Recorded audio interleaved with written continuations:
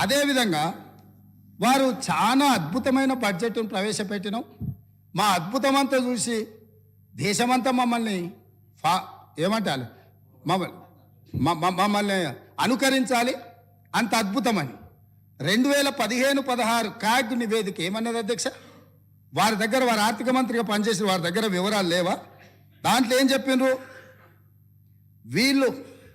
CAG నివేదిక ప్రకారం of budget అంటే బడ్జెట్లో రాని అప్పులను తీసుకొచ్చి ఆదాయంగా చూపించి మొత్తం బ్యాంకులను, ప్రభుత్వ వ్యవస్థలను తప్పుబట్టిండ్రు అని చెప్పి కాగ్ నివేదిక స్పష్టంగా ఈ రాష్ట్ర ప్రభుత్వాన్ని తప్పుబట్టింది. ఈ ప్రభుత్వం ఉద్దేశపూర్వకంగా ఆర్థిక సంస్థలన్నిటిని కూడా తప్పుదోవ పట్టించి అత్యధిక వడ్డీతో రుణాలు తీసుకొచ్చి ఈ రాష్ట్రాన్ని అప్పుల కూపంగా తయారు చేసిందని కాగ్ నివేదిక 2015-16లో ఇచ్చిన లేఖ అధ్యక్ష ఇది.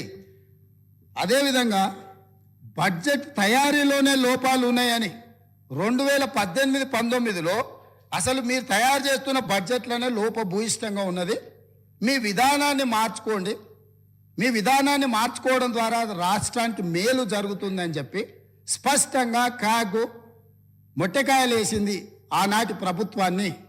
ఇన్ని రకాల వాస్తవాలు ఉన్నా వారికి ఉన్న అనుభవాన్ని అంతా కూడా వినియోగించి అబద్ధాలు చెప్పి ఈ సభను, ఈ రాష్ట్ర ప్రజల్ని తప్పుదోవ పట్టించాలనే ప్రయత్నం చేస్తుండ్రో ఇది శాసనసభ వ్యవహారాలు నిర్వహించే మా శ్రీధర్ బాబు గారికి సూచన చేస్తున్నా.